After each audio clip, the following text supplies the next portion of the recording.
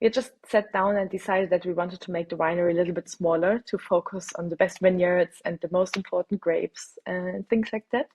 And then one day in summer 2019, our neighbor popped over and asked whether we wanted to take over his 12 hectares of vineyards. And it's something that we, not in our wildest dreams, we could have imagined this happening, because I think with many neighbors, relationships can be complicated. And so this was a big surprise for us, and of course didn't fit into our plan. But on the other hand, it's been a very old family winery with very nice vineyards here in the village. So it was too good of an opportunity to just say no to those vineyards.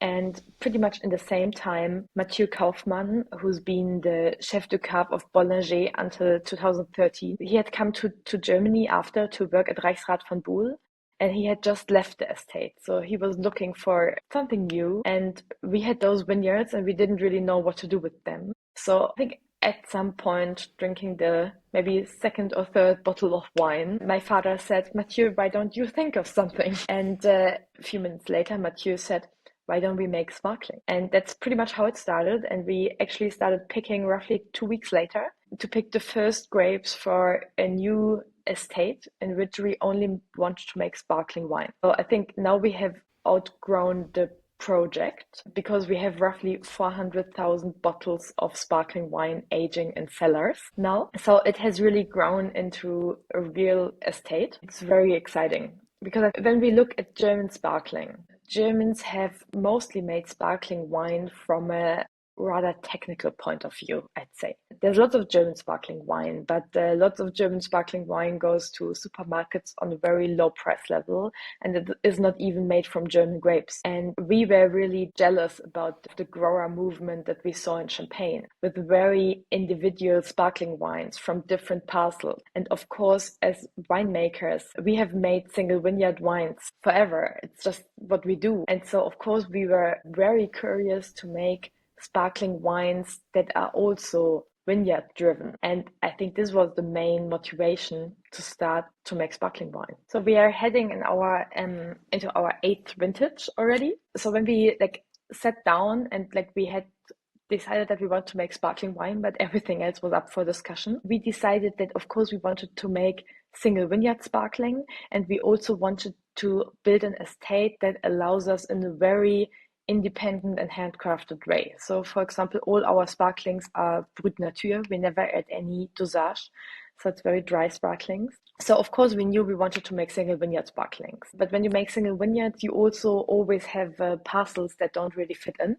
And so we chose to set up a structure where we make 2 different cuvées. So we make a cuvée that is blended together from different Riesling parcels, and a cuvée that is blended together from different Pinot variety parcels, which includes Pinot Noir, Pinot Blanc, and Chardonnay. And so we make those 2 cuvées that age on lease roughly for 3 years. And above that, we bottle 6 different single vineyard sparklings, some made of Riesling, some made of Chardonnay. There's also a new rosé made of Pinot Blanc, but those wines are really shaped by the terroir that they grow in. And you say zéro dosage for all of the cuvées. So I suppose obviously you're talking about a lot of single vineyard wines, and then also, of course, the viticulture is everything at Christmann, and the fact that you have that grape quality. But what do you do in the growing and the making of those wines to achieve the balance that you're after? What's the process? So I think in the end, it mostly needs time. So I think one of the things that we make different than what we have learned at university about making sparkling wine is that we believe that also for a great sparkling wine, you need an old vineyard, low yields. So you get grapes that really have taste and structure, especially because you pick earlier for sparkling than for still wine. And so you need a quite low yield so that with the early picking, you still get a nice flavor in the berries. And so we are really happy to be able to work on very old sites with quite low yields. Then when we've picked all the base wines, also ferment spontaneously in oak. We use barrels that are a little bit smaller than the barrels that we use for a Riesling still wine, because we want to have a little bit more oxidation. And all the wines make a malolactic fermentation in barrel, and we don't use any sulfates.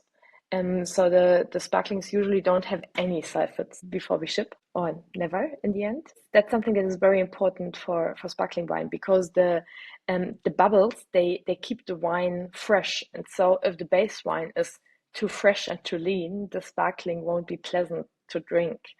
And so we need the generosity of the fermentation in the oak barrel and the malolactic fermentation to give the wine the structure and the softness somehow, so that it makes a balanced sparkling in the end.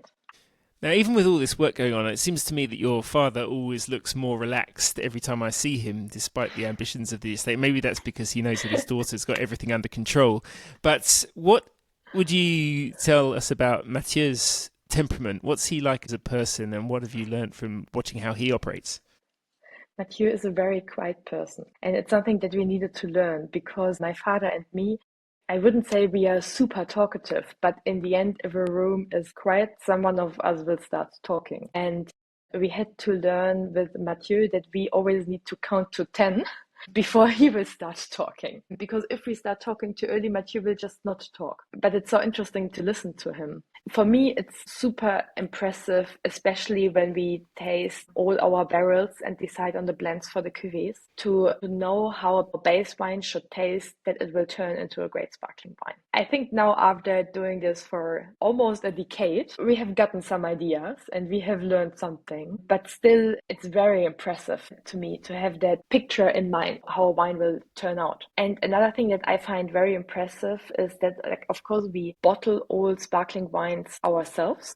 And so we have like the base wines, and then we add the yeast and the sugar for fermentation, and then we bottle. And that's a very sensible process, because if the bottles don't ferment, you will have a sweet, still wine in a sparkling wine bottle, which is not very easy to sell. And so this is a process that needs to be very precise. So when we know we bottle sparkling, then Mathieu will be here like 10 days before that to start the yeast. And then the yeast will be checked every few hours, and he will count all cells through the microscope to be really sure that the yeasts are like strong enough to survive the fermentation, as he says, in the bottle, and to build up the pressure so that the sparkling wines really ferment to be dry. It's a very handcrafted process that I didn't know in that amount before, which is super fascinating.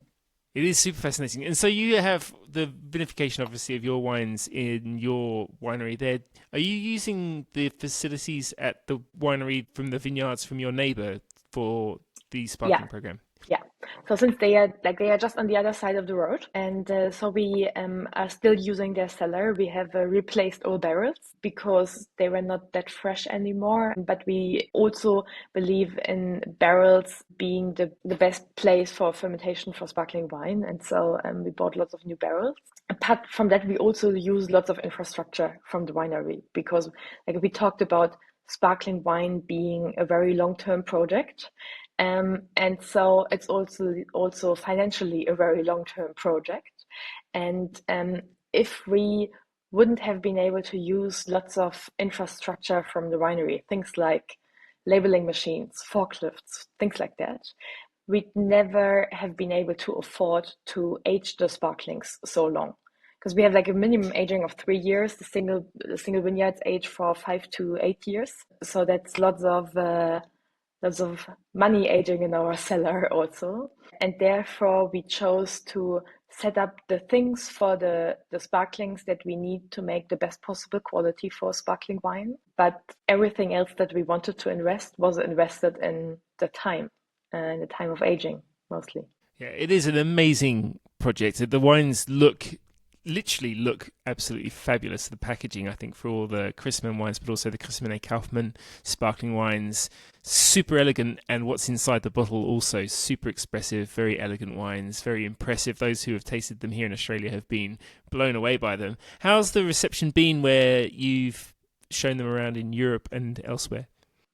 I think especially in Germany, people were super excited by this collaboration. Like, Mathieu's almost like a legend for sparkling wine in Germany, because he was the first person coming from outside, like imagining someone coming from Champagne to Germany to make sparkling wine. And so people were super excited about that, which was great for us because so many people have been cheering from the first day waiting for the first bottles of sparkling. And so it's going very well. So at the beginning, the challenge was mostly that the quantities were so scarce that I think we also disappointed some people. But now the estate's almost in full swing. And so I think now everything's finding its balance, which is very nice.